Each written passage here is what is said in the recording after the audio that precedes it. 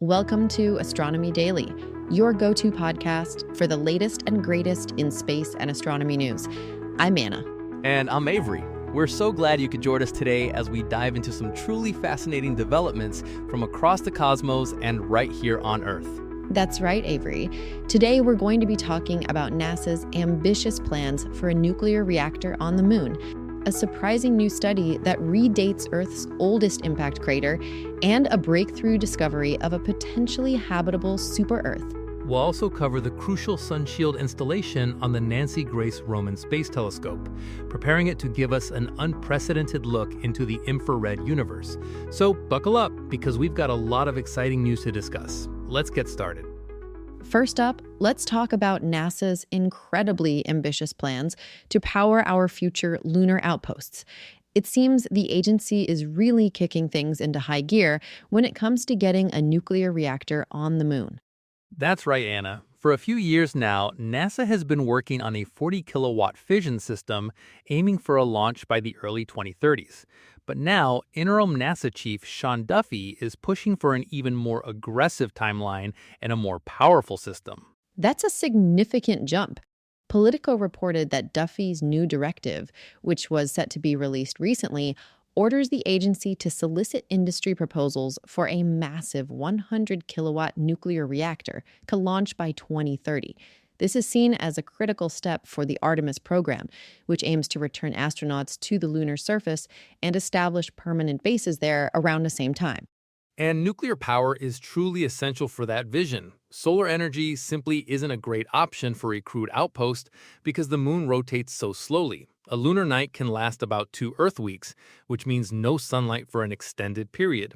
Nuclear power provides consistent, reliable energy regardless of day or night. It's not just about practicality, though. There's a strong strategic element at play here. China also has plans to set up a moon base, partnering with Russia and other nations. Duffy's directive is very much geared towards beating China to the punch. The directive even highlights the geopolitical implications, stating that the first nation with a moon reactor could declare a keep-out zone, which would significantly inhibit other nations, including the United States. It's clear that the race for lunar resources and presence is heating up. Absolutely. This really underscores the importance of reliable, long-term power sources for establishing a sustainable human presence beyond Earth and the strategic advantages that come with it. It's a fascinating blend of science, engineering, and international relations. Moving from the moon to our own planet, there's a fascinating new development about Earth's oldest known impact crater. It turns out our geological clocks sometimes need a recalibration, and that's exactly what happened with the Moralaga impact structure in Western Australia. That's right. This site in the remote Pilbara region made headlines previously, with a different group claiming it was Earth's oldest impact crater, formed about 3.5 billion years ago, and incredibly over 100 kilometers in diameter. If true, that would have been a game changer for understanding early Earth. But as it turns out, new research published in Science Advances tells a different story. While they agree it was an ancient meteorite impact, this new study concludes the impact actually happened much later, sometime after 2.7 billion years ago, and possibly even more recently. That's at least 800 million years younger than the earlier estimate. And the size estimate is drastically different, too. The new study determined the crater was much smaller, only about 16 kilometers in diameter, a far cry from the original 100-plus kilometers. This means it was too young and too small to have influenced continent formation or early life, as was previously speculated. So how could two studies investigating the same site come to such different conclusions? Both groups found telltale signs of meteorite impact, shatter cones.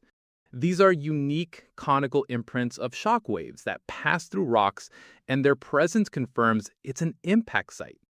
The disagreement came down to dating. They both used a geological principle called the law of superposition, which states that younger rock layers are deposited on top of older ones.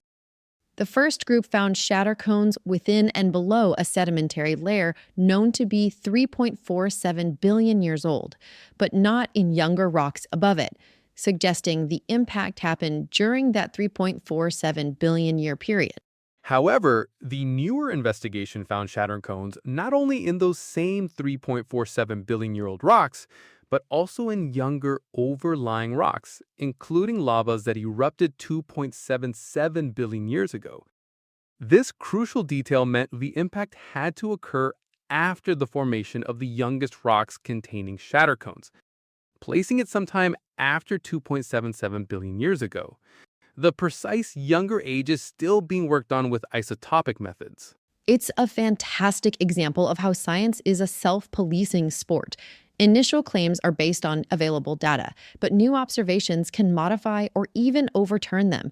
While Moralaga isn't Earth's oldest crater anymore, it's still scientifically unique because craters formed in basalt are quite rare. The basalts there are the oldest shocked target rocks known. And here's where it gets even more interesting. Prior to the impact, these ancient basalts were chemically altered by seawater, and nearby sedimentary rocks contain some of Earth's earliest well-established fossils. These kinds of rocks likely covered much of early Earth and even early Mars. This makes the Moralaga impact structure a fantastic outdoor laboratory for planetary scientists. It's an easily accessible proving ground for instruments and imagery intended for Mars exploration, helping us understand the cratered surface and perhaps even early life on the red planet, all without leaving Earth. From ancient Earth, let's turn our gaze outwards to a truly exciting breakthrough in the search for life beyond our planet. A new detection method has just revealed a potentially habitable super-Earth. This is huge. The enduring question of are we alone has driven astronomy for generations, and discoveries like this bring us closer to an answer. Since the first exoplanet orbiting a sun-like star was found in 1995, the hunt for Earth-like conditions in habitable zones has been a primary focus. And this latest discovery is significant. An international team, led by the Yunnan observatories of the Chinese Academy of Sciences, has made a major breakthrough using a method called transit timing variation, or TTV. For the very first time, TTV enabled the detection of a super-Earth named Kepler 725c. It's truly a monumental find because this planet is about 10 times the mass of Earth and orbits within the habitable zone of its sun-like star, Kepler 725. Their findings were just published in Nature Astronomy. Additionally, astronomers have relied on the transit method or radial velocity measurements to detect low-mass planets, those 10 Earth masses or less, especially in habitable zones. But these smaller planets usually have long orbits and produce very weak radial velocity signals, making them incredibly difficult to spot. The transit method also has its challenges.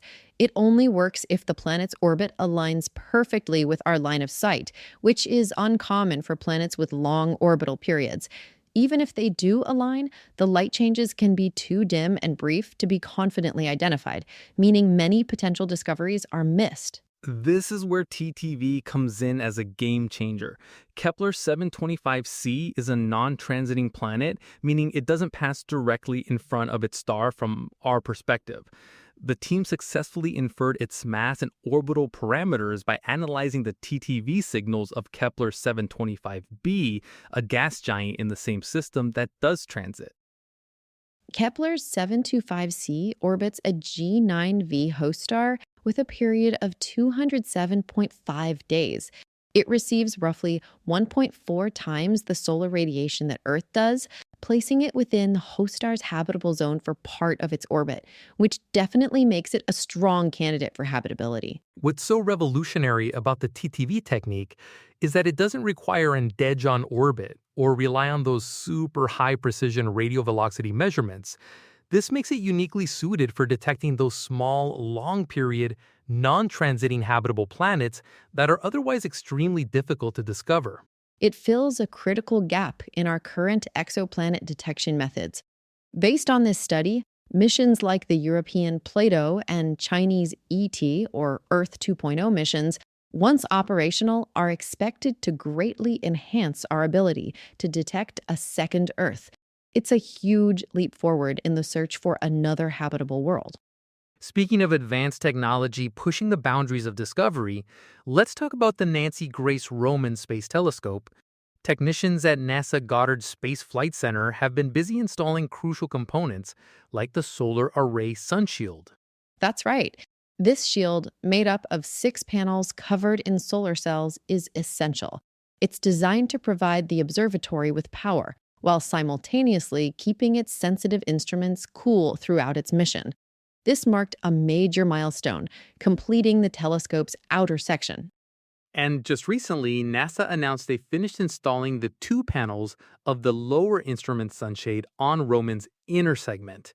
Along with the solar array sunshield and the deployable aperture cover, which is essentially its visor, these shields are absolutely critical for Roman's mission to explore the infrared universe. It's very similar to Webb's sunshield. Roman's sunshades and aperture cover will protect its instruments from the heat and light from the sun, which would otherwise interfere with its ability to detect those incredibly faint signals from deep space. Conrad Mason, an aerospace engineer at NASA Goddard, described them as basically giant aluminum sandwiches. They're made with metal sheets as thin as a credit card on the top and bottom, with the honeycomb structure in the middle. This design makes them stiff yet lightweight, and specialized polymer film blankets help temper heat transfer from the sun-facing side to the back. Matthew Stevens, another aerospace engineer at NASA Goddard, perfectly summed it up, saying, "This shield is like an extremely strong sunblock for Roman's sensitive instruments." He also mentioned that the deploying mechanisms have dampers, similar to soft close hinges, so the panels won't slam open. They take about 2 minutes to move into their final positions, and this will be the very first system Roman deploys in space after launch. With the inner segment fully assembled, it's now undergoing a 70-day thermal vacuum test to ensure full functionality under simulated space conditions. After that, the inner and outer segments will be integrated by November, with a launch expected between fall 2026 and May 2027. The Roman Space Telescope, named after Nancy Grace Roman, NASA's first chief of astronomy, is often called the mother of the Hubble Space Telescope as its direct successor. Once operational, it will use its thermal optics to investigate exoplanets, planet-forming disks, red dwarfs, brown dwarfs, and other unseen objects. It's also going to observe distant galaxies to measure the universe's expansion rate, the Hubble constant, which we've talked about before. The hope is that it will shed light on some of the most pressing mysteries in astronomy and cosmology, including dark matter, dark energy, and the Hubble tension. Truly a telescope poised to redefine our understanding of the cosmos. And that brings us to the end of another fascinating episode of Astronomy Daily. What a journey through the cosmos we've had today. Absolutely, Anna. From NASA's ambitious plans to build a nuclear reactor on the moon and the strategic race with China, to unraveling the true age of Earth's ancient Moralaga impact crater.